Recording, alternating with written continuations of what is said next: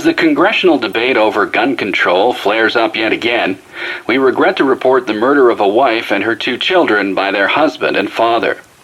The father purchased the rifle used in the crime at his local gun store 2 days earlier. This brutal killing took place while the family was gathered at home on a Sunday afternoon. Don't touch that dial now, we're just getting started.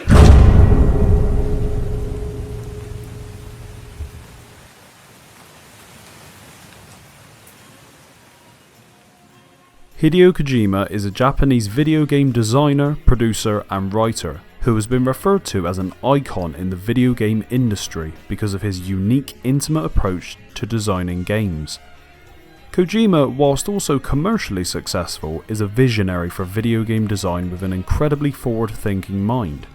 He is passionate about player experience and has a particular knack for knowing how to isolate the player in a pool of suspense, which is particularly evident in his writing, something Kojima is also passionate about.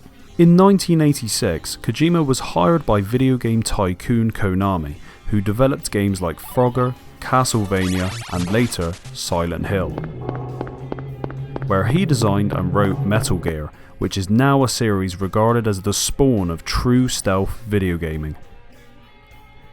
Kojima went on to produce the Zone of Ender series, writing and designing Snatcher in 1988 and Policenauts in 1994.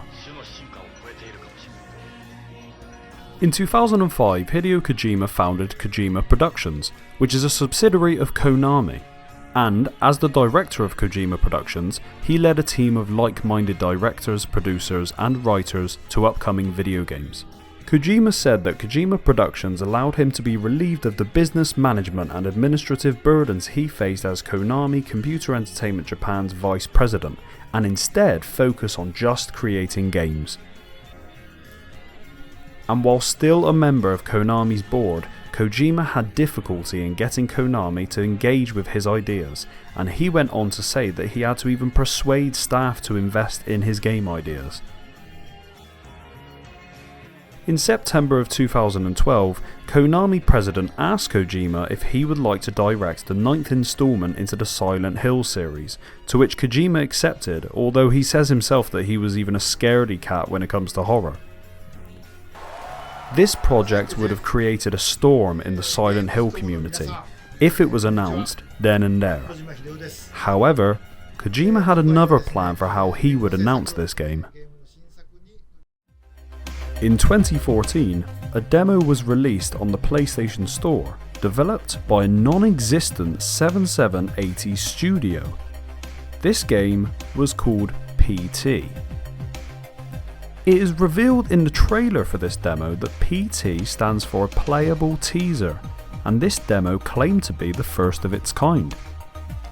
Intrigued by this, PlayStation users began to download this demo, not knowing the horrific experience that awaits, or the fact that this was meant to be a Silent Hill game.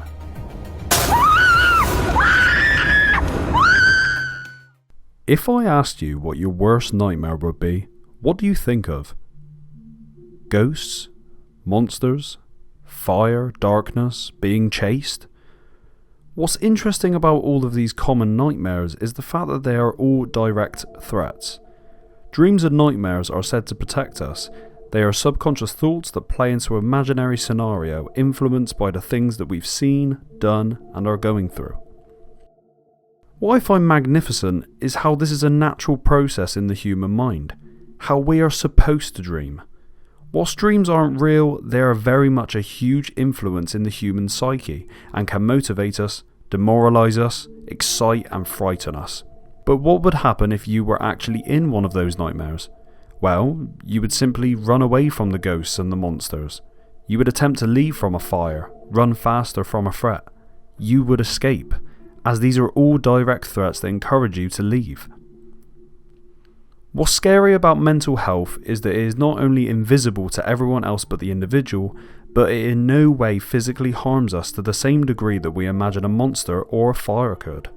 But that doesn't make it any less real. But what makes it real? If you can't see a threat or physically run from a danger because in reality it isn't there, Why is mental health a danger at all, and why can't we just ignore it? Throughout this video, I'm going to be referring to multiple entities. However, most of the time, these entities are going to be one of the same being. That is because I'm going to be referring to mental health. I believe that Silent Hills would have seen us experience the horrors of different residents in the town of Silent Hill. For those who don't know, previous Silent Hill games suggest that the town changes from person to person. If you were to visit Silent Hill, you would see your own horrors, and the town would be completely different just for you. For example, Angela constantly sees fire because she is extremely suicidal and depressed, along with being a pessimistic. For me, it's always like this.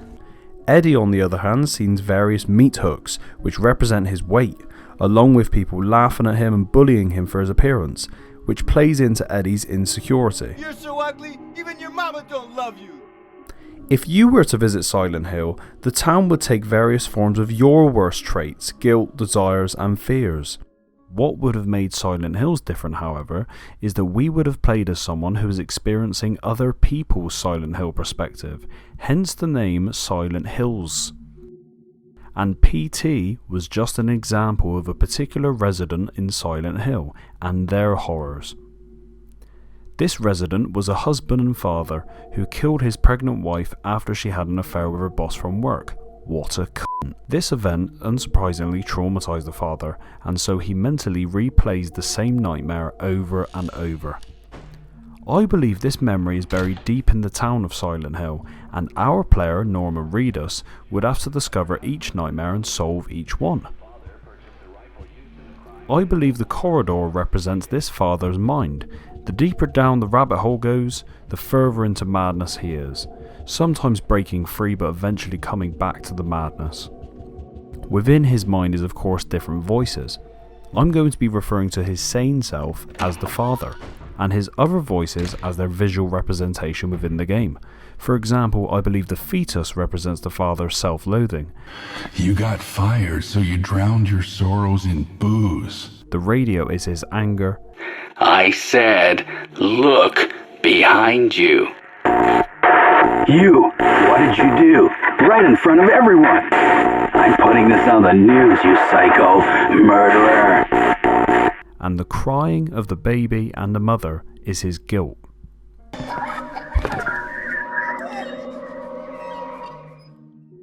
Let's now take a look at some of the key entities in PT. We know that there have been a series of murders from husbands against their wives.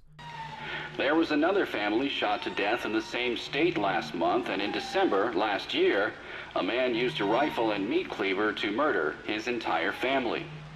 In each case, the perpetrators were fathers. One of these victims is Lisa. Lisa is the victim of a murder influenced by her broken marriage, reaching breaking point after her alleged affair with her boss at work. What's more is the symbolism and evidence through this game suggests that she was pregnant and most likely from the affair. Lisa is the personification of these murders described in the radio broadcast, as well as her own infidelity. This is evident in her appearance. It's worth noting now that cockroaches are present whenever Lisa is nearby. Lisa has one eye missing, while another is bulging out. A missing eye can be symbolic of the phrase, an eye for an eye, as Lisa seeks revenge. It can also be a biblical reference. If your right eye causes you to sin, gouge it out and throw it away. It can also be speculated that the husband removed her eye from gouging it out himself. She has vomit stains across her mouth and nightgown which aren't referenced in the game but can be associated with Lisa's pregnancy or response to trauma. She has deep red bloodstains on her stomach, obviously referencing the death of her baby. Lisa is also wearing a single red high heel. This is a huge contrast to the mature, innocent nightgown that she wears. I believe this red high heel represents her alleged affair. The fact that it's interfering with her otherwise conservative lifestyle is hidden yet sticks out once you spot it. There's only one high heel, potentially suggesting this affair was one-sided. It makes sense from audio recordings that Lisa was actually assaulted and the husband mistook this as an affair. She had to get a part-time job working a grocery store cash register. Only reason she could earn a wage at all is the manager liked how she looked in a skirt. Lisa is often found with a stalker-like smile, possibly indicating that she is proud to be getting her revenge by haunting the player. So in short, Lisa is the victim of a brutal murder that was influenced by her broken marriage, and she's getting her revenge by haunting the player. From the husband's perspective, this is how he sees Lisa in his mind, and Silent Hill is bringing his nightmare to life by reminding him of the traumatic murder. In the same way that Lisa is stalking the player, it's as if the husband keeps reminding himself of Lisa, he keeps reminding himself of the same event. No matter how many times he tries to move on, it's always there watching him. The next entity we'll be discussing is the talking bag. First, what is in the bag? Well, it's theorised that in the bag is Lisa's husband's penis. This is because the bag only appears after Lisa has killed you, but not before we hear her unbuckling our belt and hearing some disgusting bodily noises.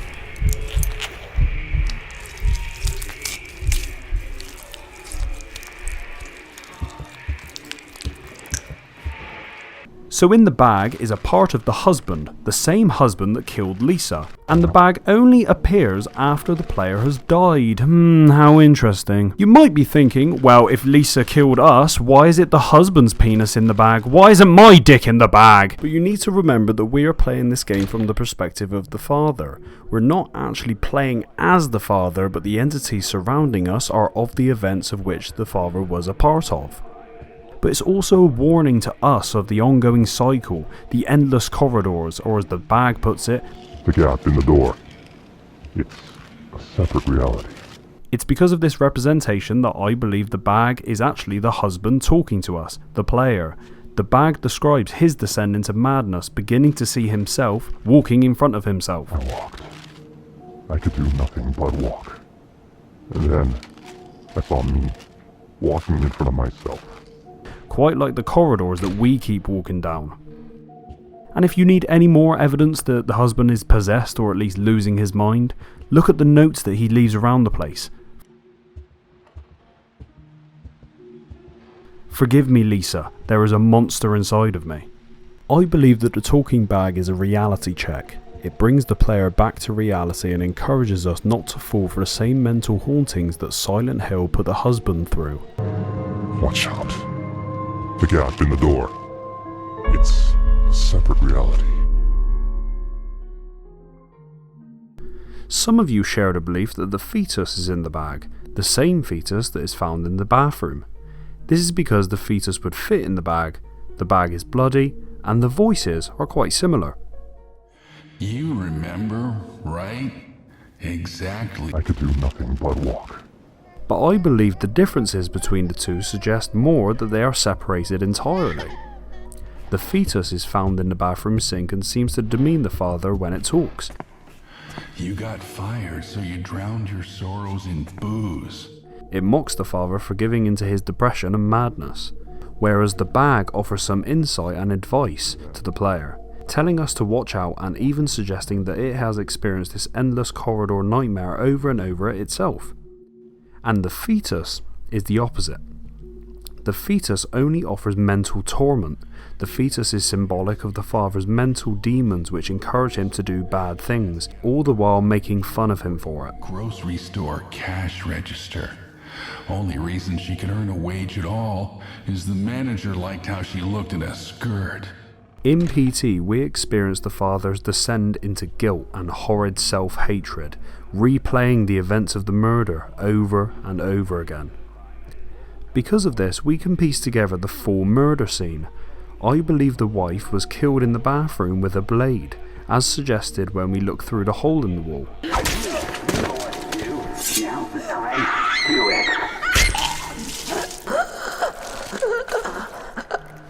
I then think the husband cut out the fetus and put it in the sink. In an attempt to forget the fetus, the father then puts it in the fridge, possibly locking it down entirely, which is then used to mock him in one of the corridor scenes.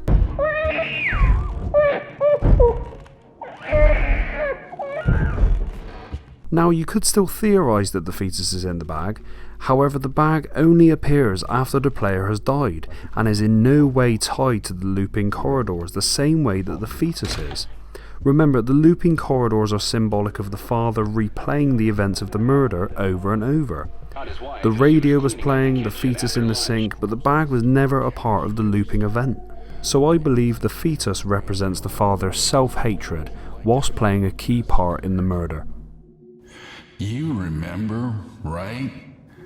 There are also other entities in this game, such as the voice of the radio, which I believe was a genuine background noise when Lisa was murdered, and so the husband keeps replaying this in his memory.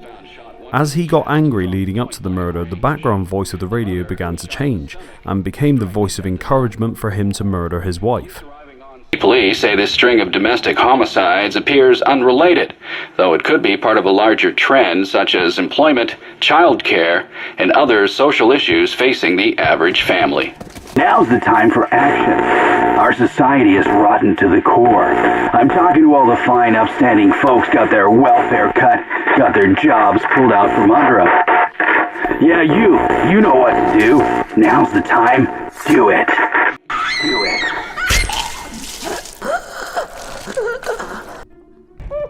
I also believe that the radio represents Silent Hill.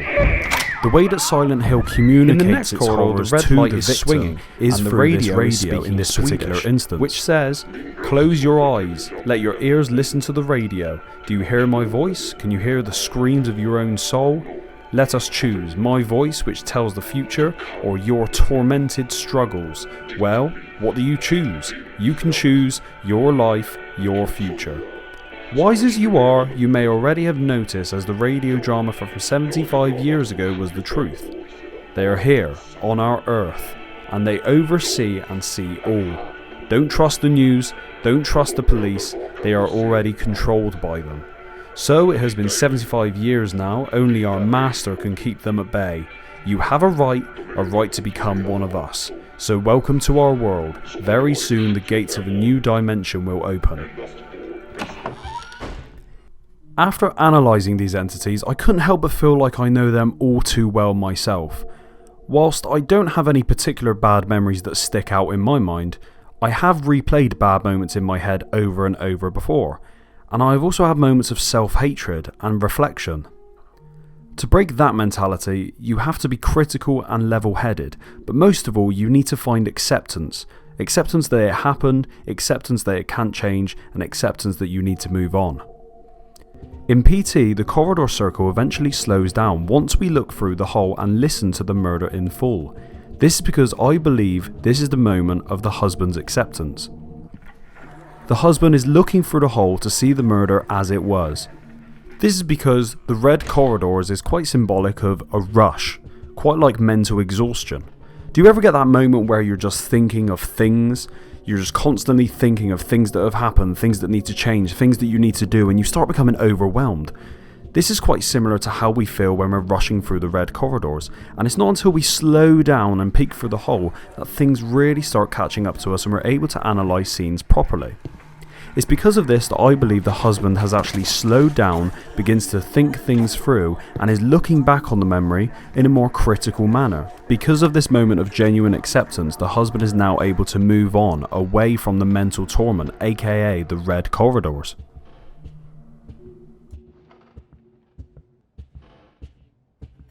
I mentioned at the start of this video that Kojima had issues conveying his plans to Konami, and he had to persuade them to believe in his game ideas.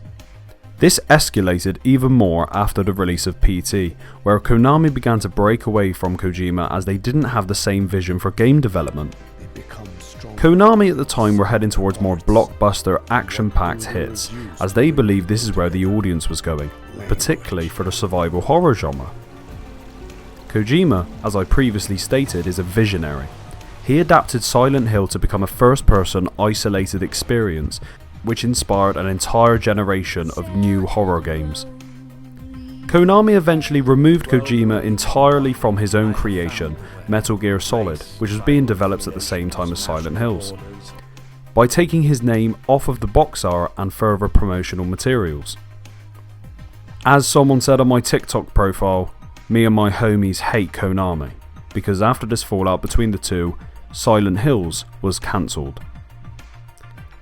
And all that ever remained of Silent Hills was this demo, PT. Removed from the PlayStation Store entirely, but found installed on many consoles, this game added extreme value to many PlayStation units as it became its own urban legend.